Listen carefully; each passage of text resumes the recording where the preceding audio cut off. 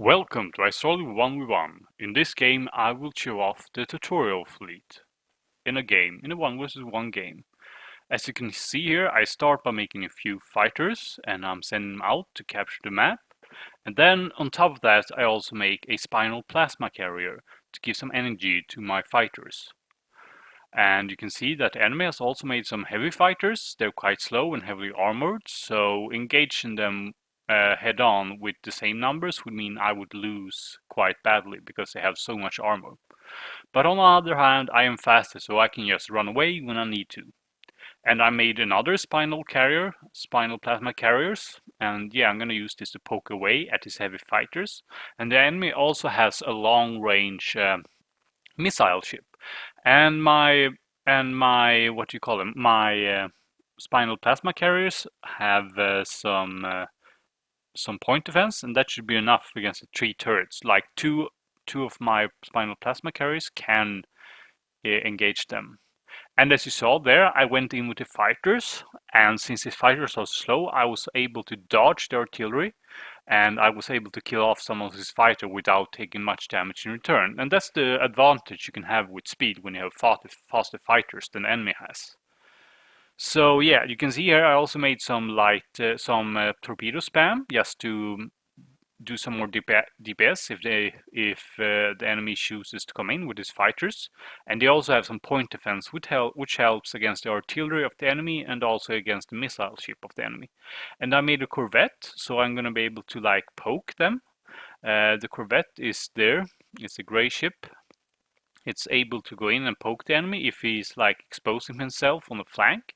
And it's also pretty good in defense if the enemy chooses to go into fighters. These autocannons on the corvette will do a lot of damage. And as you can see, the spinal carriers are starting to poke away. And here I choose to retreat in face of the enemy because he made this like long range point defense ships, and I don't really want to deal with it. I don't really want to take damage from it.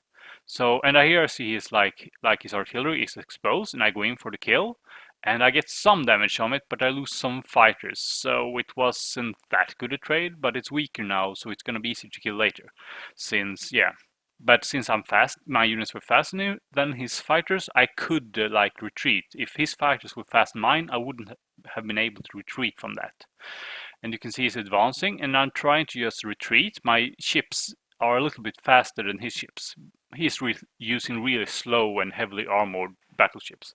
And here you see a face bomber. I mean, my shipbreaker with the face bombs. It's coming in, and yeah, TDO has nothing to deal with it. He has his fighters, but this ship, if it gets close, it will do a lot of damage, and this is just what I need. And this is going to force TDO to react, and I go in with the corvette and kill his artillery kiter, and he goes in against my torpedo, against my face bomber. And yeah, but my face bomber gets a few shots off and it does a lot of damage, and TDO, the enemy sacrifices all of his fighters to kill that shipbreaker. So yeah, that shipbreaker was a pretty good choice there. It forced out its fighters, and yeah, they wasted most of the shots against it, and I was still able to get a few shots in with it. So now I'm just pushing back with the torpedoes, and yeah, I'm always getting critical mass here. TDO has some, yeah, so there he gives in. He feels like he cannot defeat my ships. I have gained critical mass. GG.